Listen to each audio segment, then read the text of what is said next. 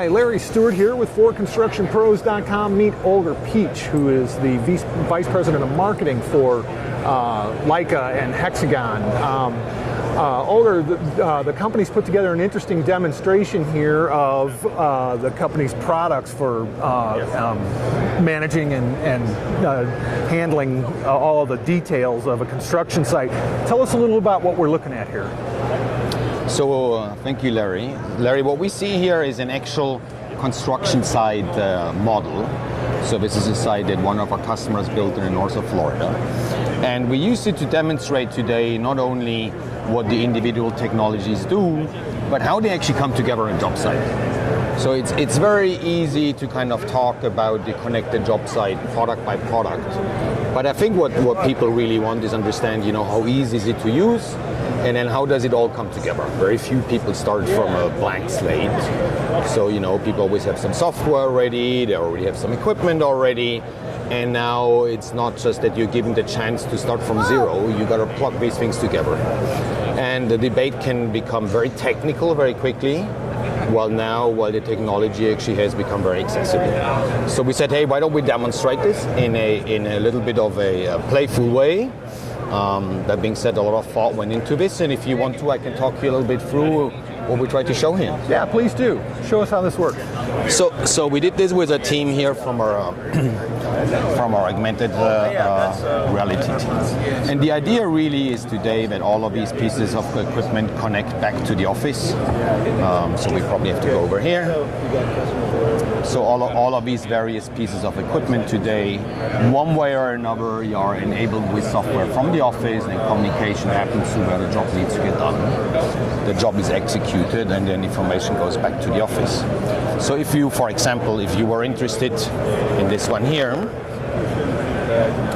what we try to do is in all cases basically break these workflows down into these 5 easy steps. There is normally a data preparation work that gets done, some sort of communication to the equipment or the person to then execute the job, the work order, feedback to the office, and then the associated analysis.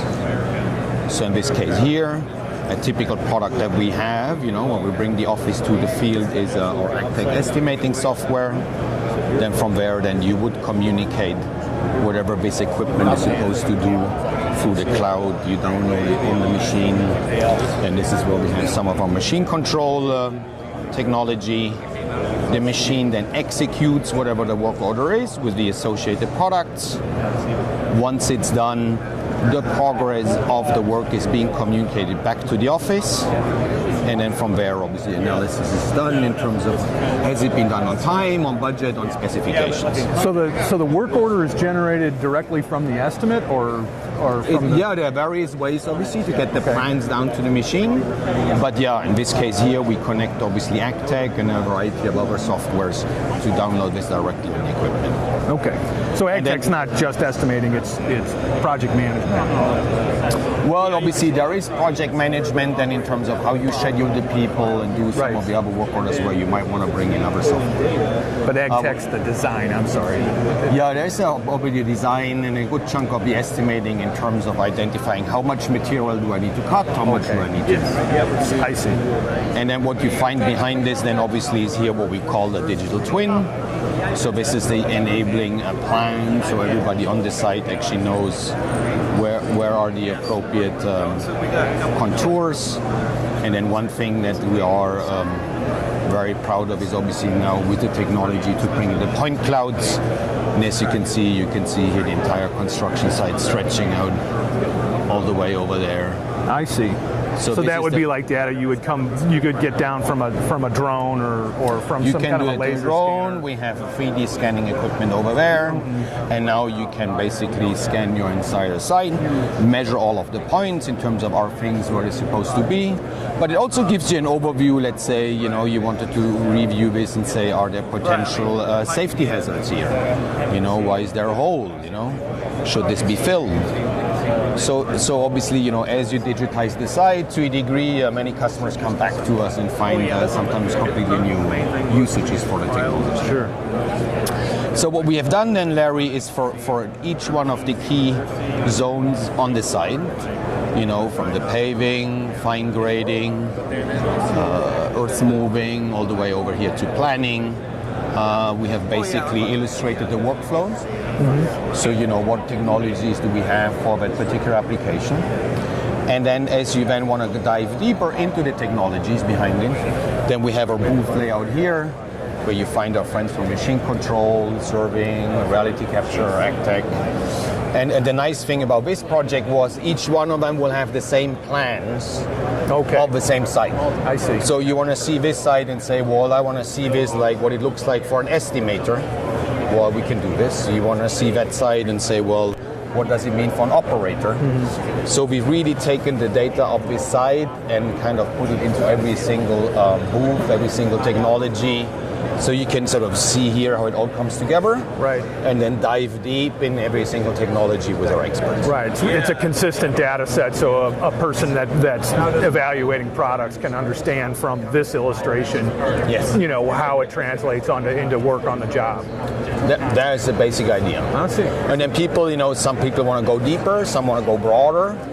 We now have contractors that say, part of the surveying and estimating work I'm interested in. Mm-hmm. So you basically move out in terms of doing more work as part of your organization, or you just want to go deeper. You say, look, I did it on 2D, I want to go 3D now.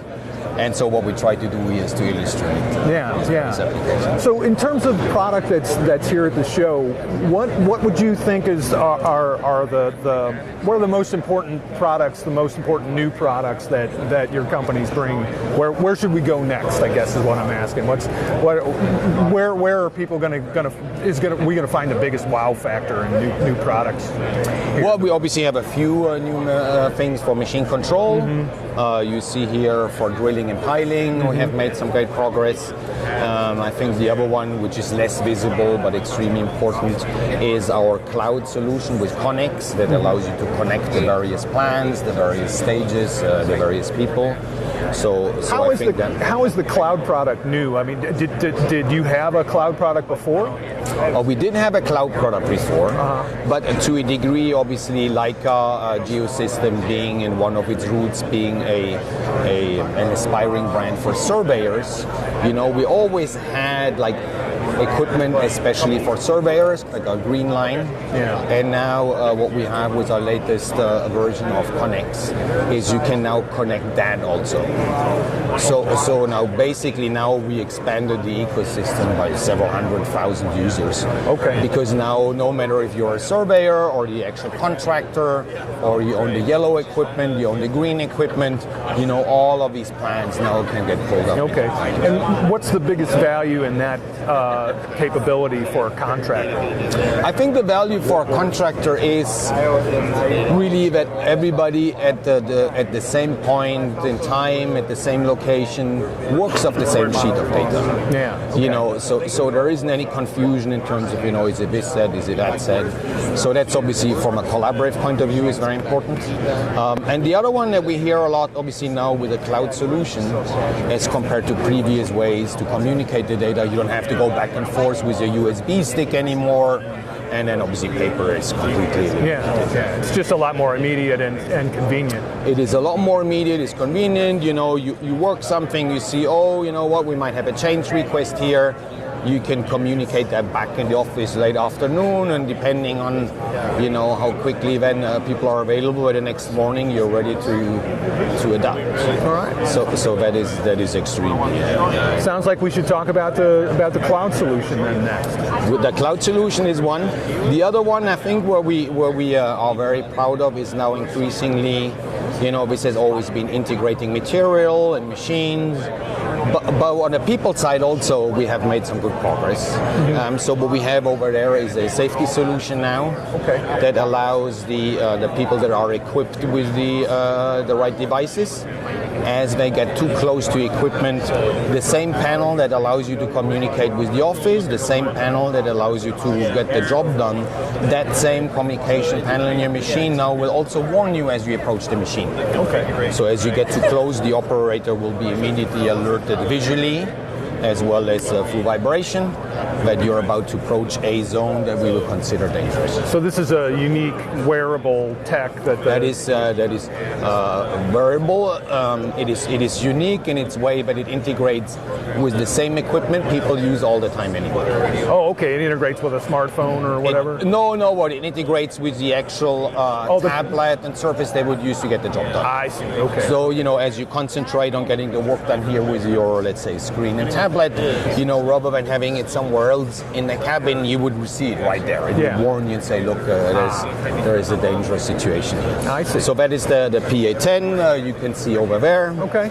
We obviously make great strides frequently in terms of this 3D scanning and how we enable that with clouds and other areas. That's always worthwhile having a look at.